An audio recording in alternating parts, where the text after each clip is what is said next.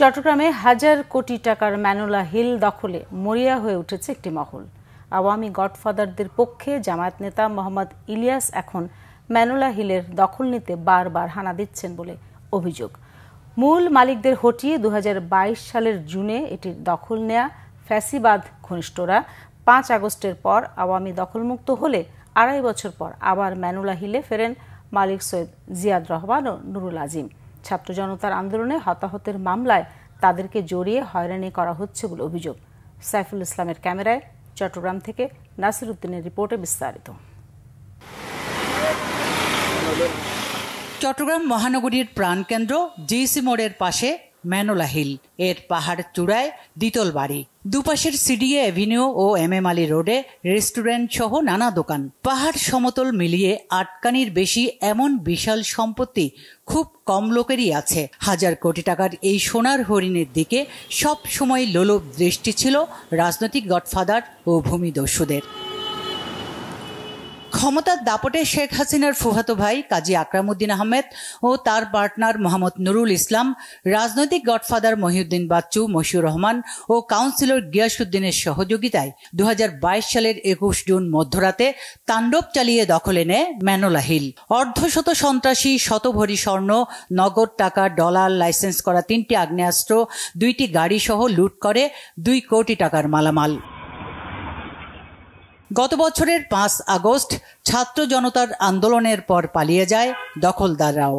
2.5 বছর পর আবার ম্যানোলা হিলে ফেরেন মালিক সৈয়দ জিয়াদ রহমান ও নুরুল আজিম। তাদের এখন বৈষম্য বিরোধী আন্দোলনে হতাহতদের মামলার আসামি করে হয়রানি করা হচ্ছে বলে জানান তারা। অন্যদিকে ম্যানোলা হিলের সাবেক দখলদার নুরুল ইসলাম আবার চকবাজার ওয়ার্ড জামায়াতের সমাজ কল্যাণ সম্পাদক। অভিযোগ রয়েছে তার পরামর্শে আরব প্রপার্টিজ লিমিটেডের এমডি জামায়াত নেতা মোহাম্মদ ইলিয়াস এখন ম্যানোলা হিলের দখল নিতে চাচ্ছেন, কিন্তু পুলিশের শীর্ষ কর্মকর্তা ও সেনাবাহিনীর তৎপরতায় সফল হতে পারেননি। আমার অবাক লাগে জামাতের নেতা কেন অবৈধভাবে আমার পিছনে লেগেছে এবং আওয়ামী লীগারদের সাথে মিলে মিথ্যা মামলা দিচ্ছে আমার নামে, আমার ভাইয়ের নামে এবং আমার ছেলের নামে, আমার ভাতিজার নামে। 200-250 ছেলেবেলে নিয়ে, লোকজন নিয়ে, সব সন্ত্রাসী এরা দখল করে আমাদেরকে মায়ের বাই করে দিছে। এই 5 তারিখে শেখ হাসিনা যখন ফলাই গেল, সাথে সাথে এরাও জাঙ্গা ফলাই গেছে। তারা বলছেন আওয়ামী লীগ ভিকটিম থেকে এখন তারা জামায়াতের ভিকটিমে পরিণত। এরই মধ্যে বাদী অর্থের বিনিময়ে একজনকে হলফনামার মাধ্যমে বাদ দিলেও এখনো 4 জন আসামি হয়ে আছেন। 2.5 বছর আমরা পালায় ছিলাম, ঢোকার পরে এখন আবার নতুন শুরু হয়েছে, আবার ধমকি, আবার সারা কেস, আবার অন্য কেস, ফলস কেস শুরু হয়েছে। তো আমাদের শান্তি তো আর নাই। নাগরিক সমাজের অভিযোগ, বাদীর এজাহার বাণিজ্য ও পুলিশের গ্রেফতার বাণিজ্যের কারণে মানুষ অশেষ হয়রানির শিকার। সরকারি কৌশলী অবশ্য ন্যায় বিচারের ব্যাপারে আশাবাদী। জমির বিরোধ, ব্যবসায়িক বিরোধ, আধিপত্যের বিরোধ, এগুলোকে কেন্দ্র করে মানুষ আতঙ্কের মধ্যে যেহেতু ছিল, আসামি হয়ে গেলে গ্রেপ্তার হবে, কিনে হয়, জীবন যেতে পারে। তো সেই ক্ষেত্রে কিছু লোক এটাকে ফায়দা নিয়ে ব্যবসা বাণিজ্য করেছে, এখনো করে যাচ্ছে। বাদী মামলা করেছে, বাদী আবার আদালতে এসে মামলা প্রত্যাহার আবেদন করেছে, আসামির জামিনের জন্য বিরোধিতা করছে না।